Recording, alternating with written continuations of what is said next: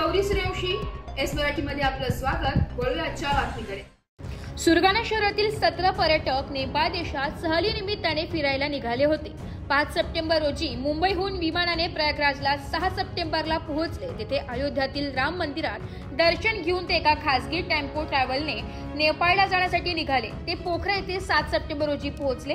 8 तारखेला मनोकामना देवीचे दर्शन घेऊन पुढे काठमांडू मार्गे पशुपतीनाथ व जनकपुरी कडे निघाले असता सैनिकांनी अडवून माघारी जाण्याचे सांगितले।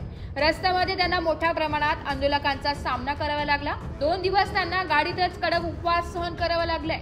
नेपाळमध्ये हातोंडा गावातील स्थानिक नागरिकांनी चहा व नाश्ता खाऊ घातलाय। 2 दिवस सलग गाडीतच बसून राहिले, ना जेवण ना चहा पाणी अशा परिस्थितीचा सामना करीत त्या आज अखेर 10 सप्टेंबर रोजी काठमांडूवरून नेपाळ व बिहार रक्सौल येथील सीमारेषेवर रात्री 7 वाजेच्या सुमारास मायदेशी सुखरूप परतले। भारतात प्रवेश करतेवेळी सणवली येथे सैनिकांनी बॉर्डरवर खूप सहकार्य केले।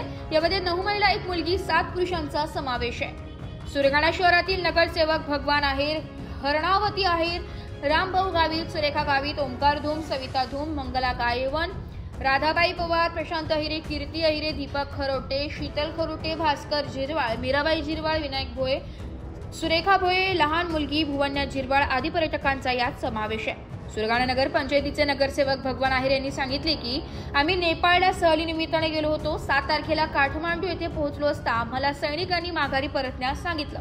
आम्ही मोबाईलचे सिम न बदलून घेतल्यामुळे मोबाईल संपर्क होत नव्हते। काठमांडूमध्ये पोहोचलो असतो तिथे झालेल्या जाळपोळ, रस्त्यावर पेटत असलेल्या गाड्या पाहून आम्ही घाबरलो। 2 दिवस अन्न पाणी न घेता उपाशी पोटी राहावे लागले। सुदैवाने कोणत्याही प्रकारची आपत्ती न येता सुखरूप आम्ही 11 तारखेला रात्री 12 वाजेपर्यंत सुरगाणा येथे सुखरूप पोहोचणार आहोत। एस मराठी न्यूज साठी तालुका प्रतिनिधी रतन चौधरीसह शामराव सोनवणे, सुरगाणा। अशाच नवीन ताज्या घडामोडी जाणून घेण्यासाठी आमच्या एस मराठी न्यूज चॅनलला लाईक करा, शेअर करा, सबस्क्राइब करा आणि बेल आयकॉनला क्लिक करायला विसरू नका।